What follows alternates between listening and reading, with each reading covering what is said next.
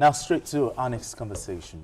In Nigeria's anti-corruption landscape, few days have been as dramatic as this. Hours after the Economic and Financial Crimes Commission, EFCC, granted former Kaduna State Governor Detains El-Rufai administrative bail following his detention over corruption allegations, armed operatives of the Independent Corrupt Practices and Other Related Offences Commission, ICPC, moved in, rearresting him at the EFCC headquarters in Abuja. ICPC spokesperson John Ode confirmed the development, putting to rest conflicting accounts that had initially pointed to the State Security Service as the arresting agency. El-Rufai faces separate cybercrime charges filed by the SSS at the Federal High Court at Abuja, stemming from remarks he made during a live television interview in which he alleged that the phone of the National Security Advisor Nuhu Ribadu was tapped. The former governor's legal battles are deepening by the hour. Okay, BK, now that we know that the ICPC is the arresting agency, we want to know, why did the ICPC take into custody the former Kaduna State governor, after his reported engagement with the EFCC? Yeah, the ICPC Kaduna State chapter also received a petition to the effect that Detains El-Rufai's government looted resources of the state. So they've now put him in custody to explain his own side, to try and clear up the allegations made against him. He was in the EFCC custody. The EFCC are very much interested in illicit flows, and ICPC on his part is always looking out for money laundering and all that. So they too have begun drilling him, and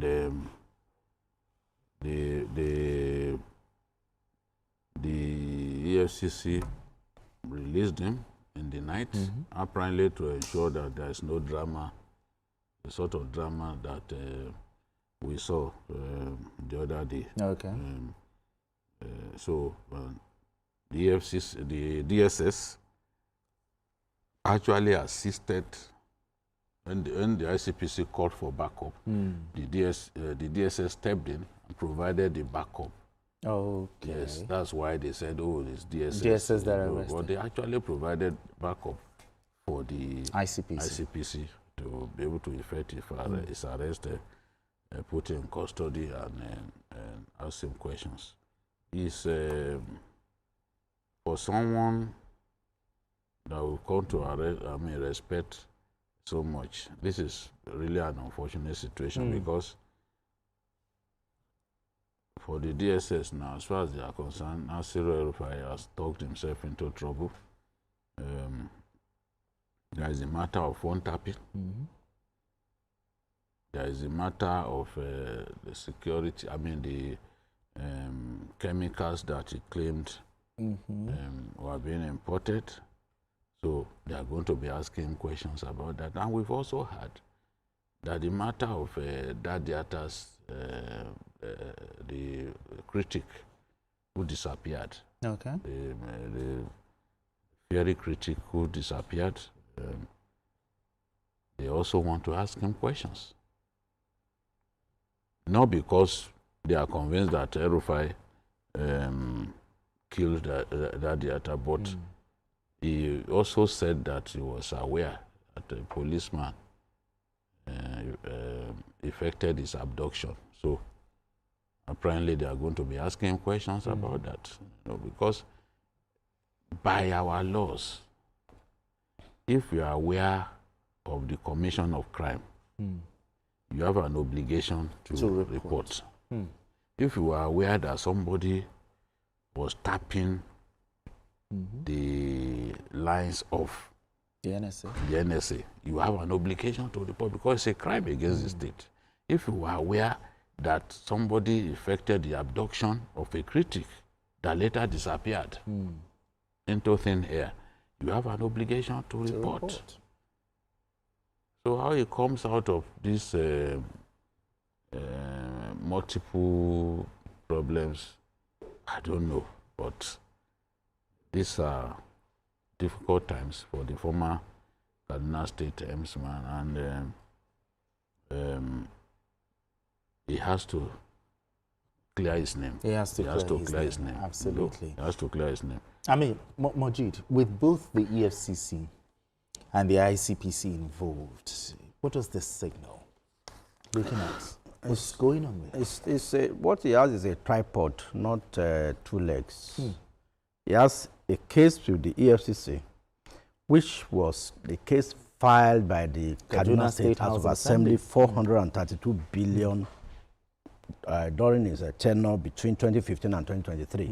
That's EFCC. Yes. For ICPC, it has to do with governance issues when he was minister. Okay, when he was minister of the Minister of the Okay. FCT. So, then for DSS. Since we've lost this. Yes. Now, for DSS filed its own case on February 16 for unlawful interception of another person's call. Right to privacy. And also for failure to report that he had that somebody intercepted a call. And also as a national security compromise. Okay.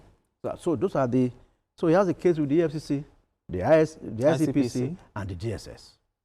So, and you see, when you live in a glass house, you have to be careful how you throw stones. That is, if you are going to throw it at all. Now, I checked and I saw the report written by the news magazine, of course, where Jide used to work. Monday, 20th of March, 2017, Obasanjo wrote that El-Rufai has a penchant for lying and disloyalty.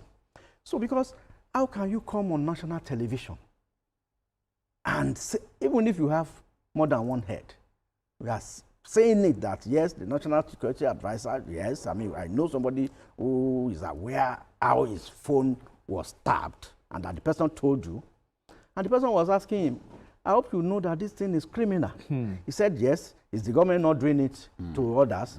So are you government? So if the police has the power to arrest criminals, you as an individual too, you say you want to take law into your hands and also arrest people. No. So they are investigating people, they can monitor their lives. Yes, you can, I mean, they have that right. You are not a policeman. You are not a policeman, you are not a security something, and you are saying it boldly. And now you also allege that the National Security Advisor is importing a substance. Chemicals. Deadly chemicals. Dangerous slow poison. That can kill in 6 minutes, I mean, in as little as 6 hours, and as long as 8 weeks. That is soluble. I mean, they describe all those things. Now, the Office of the National Security Advisor now wrote him that, well, they didn't have such plans. They never imported anything. He never made it public. He received a letter, but he did not talk about it. But he didn't talk about it. He published only his own letter. I'll read just one paragraph from what Obasanjo wrote about him. 2017. So that I should bring up my comments on Nasir El-Rufai here because of the greatest insult he piled on me by the comments he ascribed to me in his book, The Accidental Public Servant, on the issue of third term. He said, Nasir's penchant for reputation savaging is almost pathological. Why does he do it? He is brilliant and smart. I grant him that also. But very early in my interaction with him, I appreciated his talent and brilliance. At the same time, I recognize his weaknesses.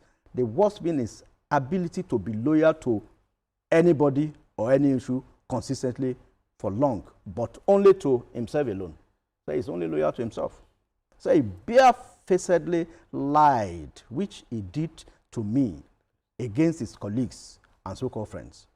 I've heard how he ruthlessly savaged the reputation of his uncle, a man who was like, in African setting, his foster father. He said, I saw that when I heard the story of what he did to his half-brother in the Air Force, who is senior to him in age. This is... The thing is, some of what Obasanjo is saying about him, we have no proof. Yes, but this is published and by the news Obasanjo in print. has every reason to be angry, because Nasir El-Rufai was the first to come out to say, indeed, there was an attempt to do that. He will never forgive him for that, because of all the people who worked with Obasanjo, his aides. Nasir El-Rufai remains the closest. The only person who owned up that there was an attempt to do third term. Yes. And Obasanjo knows in his heart that he wanted third term. Even though he has denied the denial does not mean that it did not happen. There's no doubt People about can that. deny anything. People will deny. Nigerian politicians, somebody said, look, Nigerian politicians are the biggest liars. You have to be careful with them. And that's why they always try to use us, you know. And so it's all of them. I know that Nasir El-Rufai has his issues. Yes, disloyalty, Obasanjo was right. But Obasanjo too was not honest about third term. He wanted third term. It took an El-Rufai to come out to tell us that indeed we want, and El-Rufai was in his kitchen cabinet. Yeah, that's true. It's a balance of terror. So he's abusing El-Rufai in his book. We know why. We know why. All right, gentlemen, we have Sheyi calling in from London. Sheyi, go ahead. Is he still there? Hello, Sheyi, are you still there? Speak up. Hello, good evening, Sheyi. I think he's talking. Okay. You can't hear him. All right, BK, El-Rufai. Hello, are you there? Okay. Hello, good evening. Yeah, good evening. Let's talk. Go ahead. All right, good evening. Yes. Good evening. Good evening. Hello? Go ahead, go ahead, go ahead. Okay, yes. Good evening, Baba Ide and the other guy.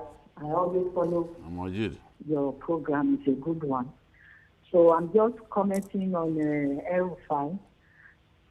And then I want to say that Ori Toba innocent. He was once a friend to our president, Tinubu. Then, when he joined the ABC, he said he ganged up with them that he wanted to unseat him. For what? So, what is happening now is repercussions. And I pray that the government will let him pay for his sins. That is what I want to say. All right, then. Thank you very much. Thank you very much. All right, gentlemen, we need to go on this quick break. And when we return, the conversation continues. Don't go.